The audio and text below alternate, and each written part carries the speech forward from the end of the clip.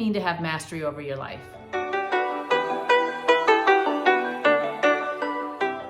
Constance here at The Rebellious Gem, and this week it's all about the 3 parts of you.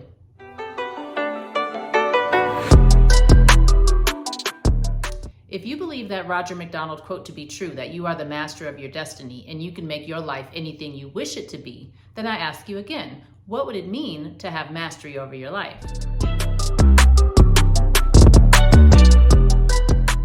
Mastery over your life requires consciously maintaining a healthy relationship with the 3 parts of you, which are your ego, your inner child, and your higher self. Welcome back, or if you're new here, welcome to my channel where I discuss any and everything to help you feel empowered to live your life rebelliously as you traverse on your spiritual journey. And this week, it is all about your ego, your inner child, and your higher self. And the reason why I wanted to touch on this topic is because a lot of the information out there makes it sound like it's a really convoluted process.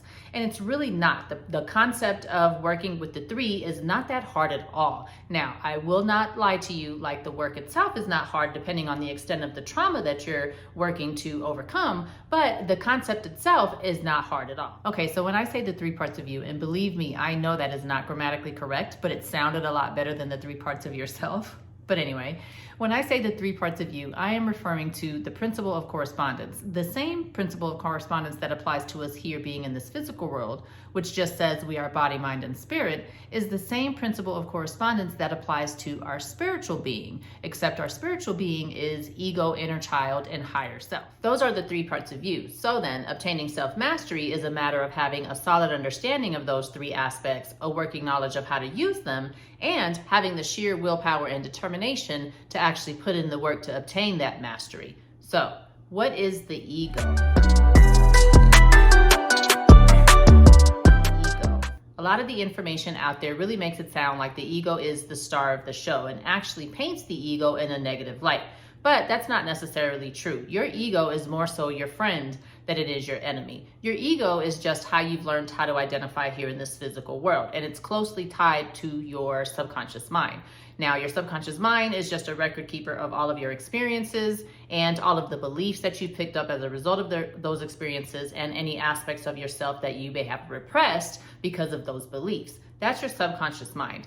Your subconscious mind is what informs your ego of how to act. Your ego is just your identity, a culmination of your beliefs, everything that you've picked up through your experiences, and it's how you protect yourself or your inner child here in this physical world. Your ego's number 1 and most important job is to protect you and your inner child at all costs. And it does that based on the beliefs and the information that are stored in your subconscious mind.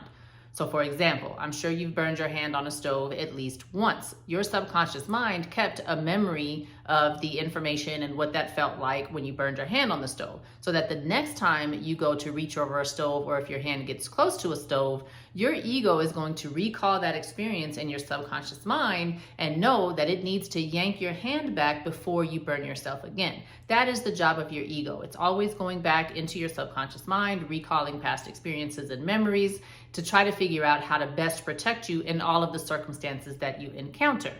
The really cool thing, or the most important thing about your ego and your subconscious mind is that they are always expanding. Your subconscious mind is always expanding based on the experiences that you continue to have to deal with and that you continue to encounter. So your subconscious mind is ever evolving, which means so is your ego. And it is evolving based on the new beliefs that you are creating or the old beliefs that you are solidifying if you're having the same experiences and experiencing the same thing as a result of those.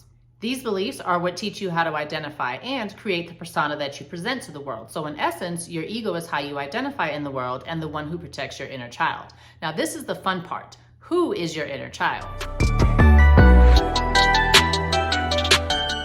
So real quick before I get into who your inner child is, I just want to take a moment to say that I am strictly speaking from experience. I am not a licensed professional. I am not a therapist. So if you feel like you need that kind of help, please seek out someone who is licensed and a professional. I am strictly speaking from experience in the information that I have read, wanting to just summarize it in a way that makes it more palatable for you if you're doing the work yourself and you don't feel like you need a professional. So I just wanted to throw that out there.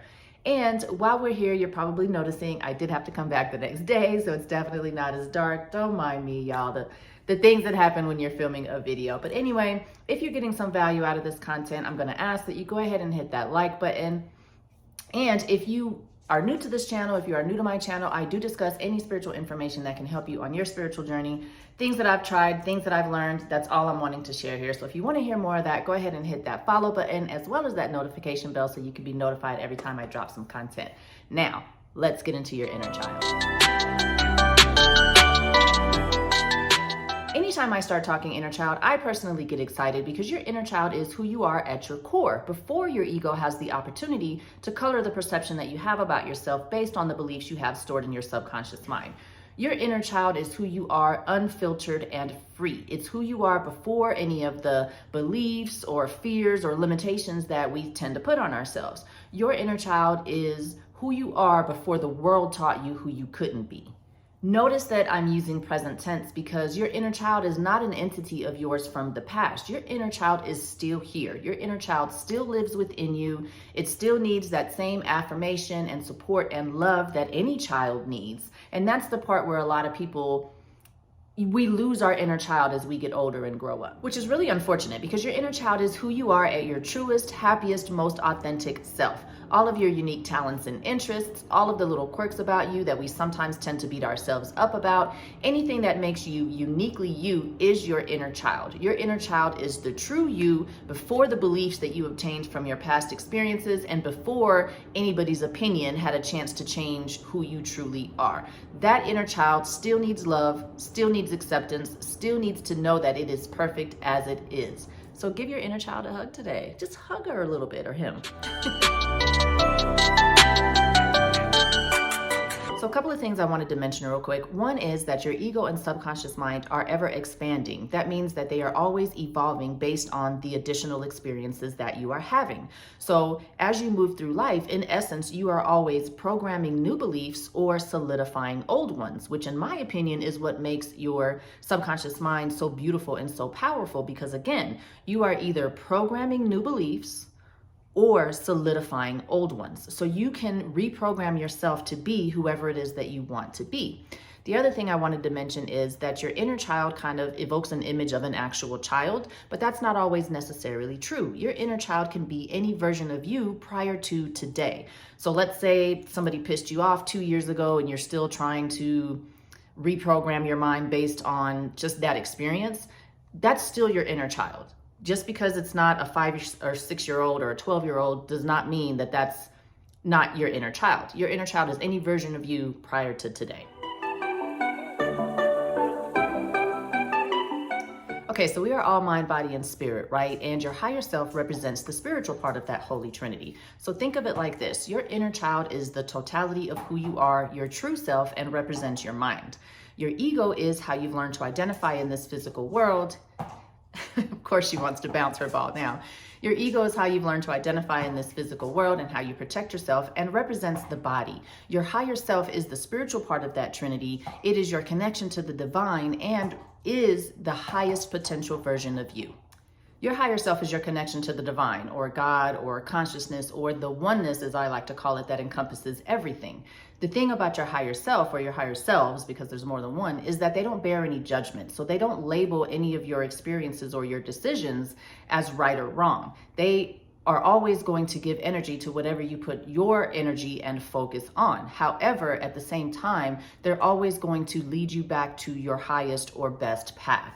This is the reason why our emotions don't gel sometimes with our experiences, because if we do something that our higher self knows is not in alignment with it or its highest version of you, then it's going to make you feel angry or sadness because you're not aligning in your thoughts and in your actions with your true and highest self. But source or your higher selves are never going to intervene because we were given free will. So even though we may be doing something that is not for our highest and best, they're not going to stop us or prevent us from doing that. We're able to do whatever it is that we want to do, even though something else may be for our highest. Our higher selves are always going to be there in the background, encouraging us toward the correct path, but never stopping us from doing anything that we want to do. All right, so here's the whole point of this video. How can you work with the 3 parts of you to create the version of yourself that you've always wanted to be? Well, like I just said, your higher self or your higher selves are your connection to the divine. They are the highest version of you. So they are who you want to tap into to figure out the best and quickest path forward for you. So the best thing that you can do for yourself is learn how to cultivate your connection with the divine. Learn how to tap into your intuition and trust it. Your inner child is the truest, most authentic version of you. So that's who you want to tap into to figure out any of your limiting beliefs and how they're holding you back. That's who you want to tap into to figure out your passions and your desires, the things that are going to make you feel alive when you express them.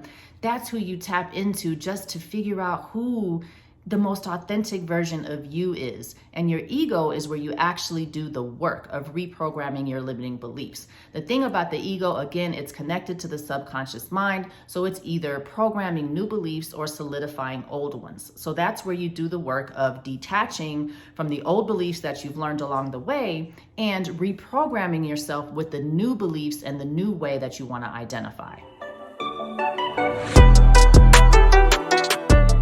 In my opinion, that's what people are referring to when they do shadow work. You are basically just creating a relationship with the 3 parts of yourself. Think of it as falling in love with yourself.